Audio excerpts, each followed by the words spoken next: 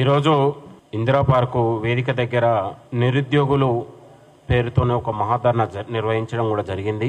కాంగ్రెస్ ప్రభుత్వం వచ్చిన 18 నెలల్లోనే ఉద్యోగాల భర్తీకి పెద్దపీట వేసి ఏడాది 12 నెలల్లోనే 60,000 ఉద్యోగాల భర్తీకి ఈ ప్రభుత్వం శ్రీకారం చుట్టింది, భర్తీ చేసింది.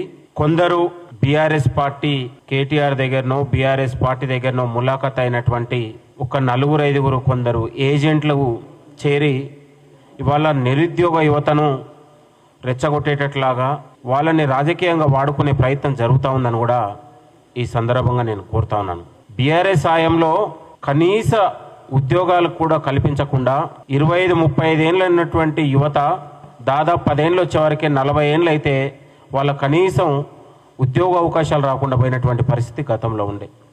అసలు ఈ ప్రభుత్వం గత ప్రభుత్వం ఏమో ఉద్యోగాలు ఇవ్వకుండా 10 ఏళ్ళు కాలయాపన చేస్తే ఈ ప్రభుత్వం వచ్చిన తర్వాత ఉద్యోగాల కోసం ఈ ప్రభుత్వం ఏర్పడదనే విషయాన్ని కూడా ఈ సందర్భంగా గుర్తు చేస్తా ఉన్నాం. బీఆర్ఎస్ హయాంలో కాంట్రాక్టు ఉద్యోగాలతోని విధి విధానాలు లేక నిరుద్యోగుల మట్టి కొడితే కాంగ్రెస్ ప్రభుత్వం వచ్చిన తర్వాత పర్మనెంట్ ఉద్యోగాల భర్తీకి పెద్దపీట వేసిందనే విషయాన్ని కూడా గుర్తుపెట్టుకోవాలి. గత ప్రభుత్వంలో కాంట్రాక్టు ఉద్యోగాలతోని రిటైర్డ్ ఉద్యోగులతోని 10 ఏళ్ల పాటు కాలయాపన చేశారు. ఈ ప్రభుత్వం వచ్చిన తర్వాత రిటైర్డ్ ఉద్యోగుల్ని తొలగించి నిరుద్యోగ ఉద్యోగులకు పర్మనెంట్ ఉద్యోగాల భర్తీ ప్రక్రియ జరిగింది.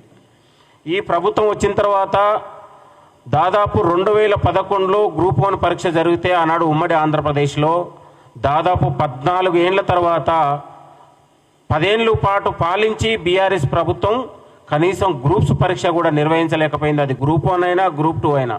కనీసం ఈ ప్రభుత్వం వచ్చిన తర్వాత రాగానే గ్రూప్ 1 పరీక్షను గ్రూప్ 2 పరీక్షను ఒక అద్భుతంగా పారదర్శకంగా నిర్వహించి నిరుద్యోగులకు ఒక గొప్ప విశ్వాసాన్ని కల్పించినటువంటి ఘనత కాంగ్రెస్ ప్రభుత్వం అని కూడా ఈ సందర్భంగా గుర్తు చేస్తా ఉన్నాను.